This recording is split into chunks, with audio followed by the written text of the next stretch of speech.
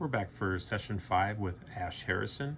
Now, let's talk about something that a lot of people have probably heard the term, but they're not really sure what it means. Zurbi dyes. What can you tell us about that, or the man, or who they're named after? Or Well, there's quite a bit of evident myth and legend going along with Farron Zurbi. He was, of course, the president of the ANA in the turn of the century, the 20th century, and he must have had a lot of pull with the mint. Definitely had a number of coins commissioned in his lifetime, but his name has been attached to a number of Morgan dollars, and the 1921 Zurbi proof, Zurbi special strike. That coin, I have been fascinated with that coin for at least 20 years.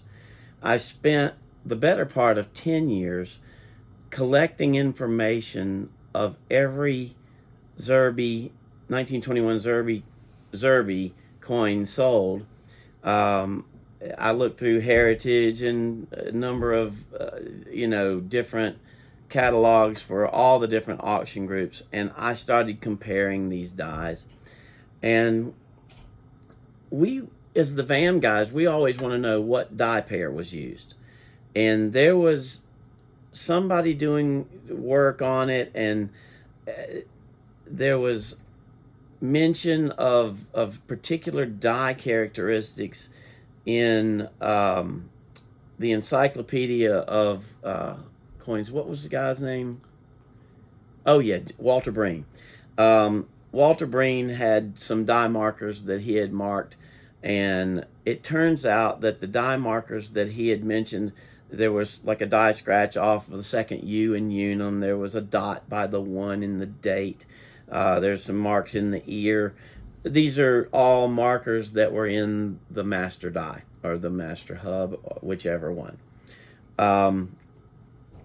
So that didn't work. So then there was people calling, so-called Zurbi dies, and I wanted to try to put it to bed. And I went and studied all of the coins that I could find, and I figured out that PCGS and NGC had been putting 2 different coins into holders marked Zurbis, and there's one that seemed to be the predominant one.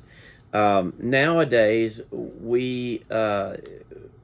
it's the VAM 1AG 1921 that we call the quote Zurbi dies.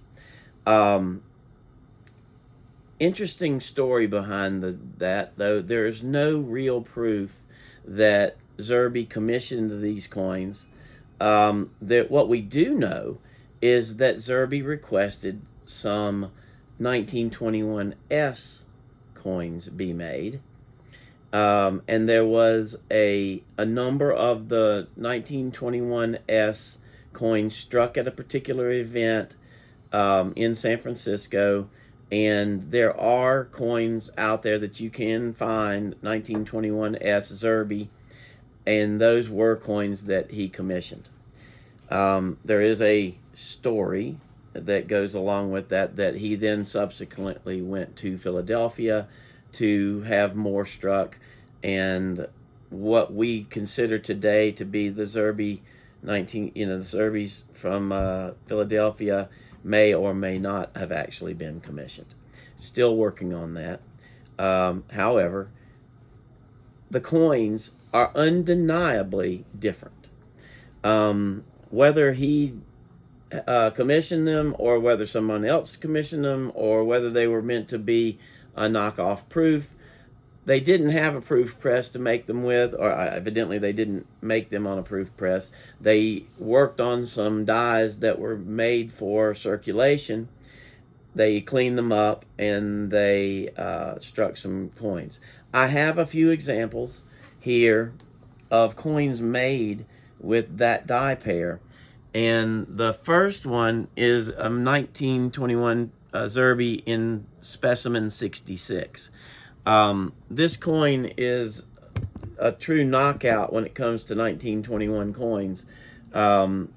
If you look at the die closely, it is every bit of worthy of being considered a specimen die.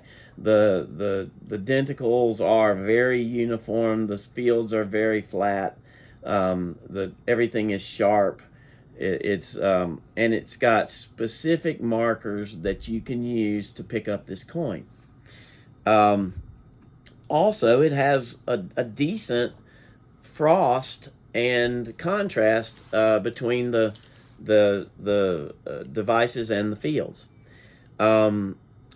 In general, my number one and favorite marker for determining what we call the Zurbi dies is there is a die scratch that runs from rim to rim across where the BUS in pluribus is, and I have a picture here if you want to show it, if you can.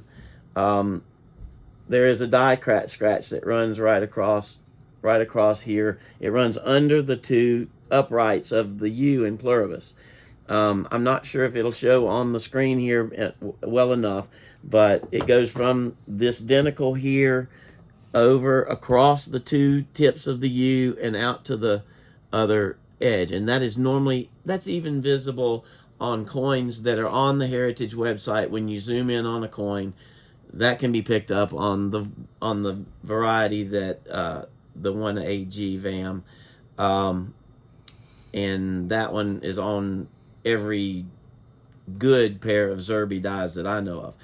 There are other coins that were made after these coins were struck, and part of the reason why it's so difficult to get a coin put into a holder marked Zurbi dies is because they struck business strike coins with these dies as well. And we can come up with discrete markers that disappear about the time that we would consider these things to be business strikes. I do have here two other Zurbis, one that is lightly circulated, but it is the early die state. It has all of the markers of this specimen 66. It's just a lightly circulated coin. It's proof-like. It has the markers that are strong. They're very easy to see through the BUS above pluribus there, above the head. And frankly, there are 20 markers at least that you can go through on the coin. I won't bore you with them right now, but I have them. I've taken pictures, sent them to PCGS. They used it. They've used it to identify things that I've sent to them in the past.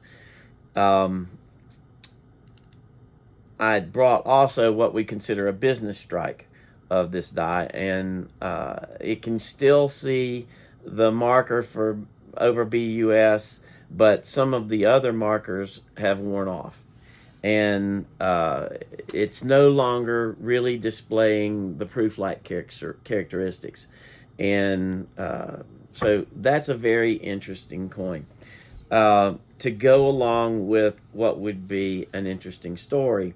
I would love it if someone would, could help in researching this, and we could find anything to document that Zurbi ever really went to Philadelphia to commission these coins.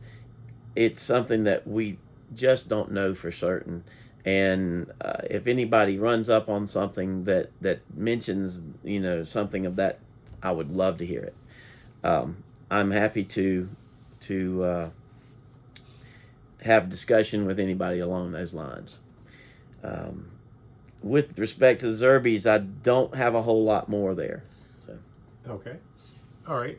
Well, we're going to go ahead and take a little break now, and we're going to come back and we're going to talk about a couple of the other sets that Ash has put together. Once again, don't forget to like and subscribe to our channel, and you'll be notified when we post new videos.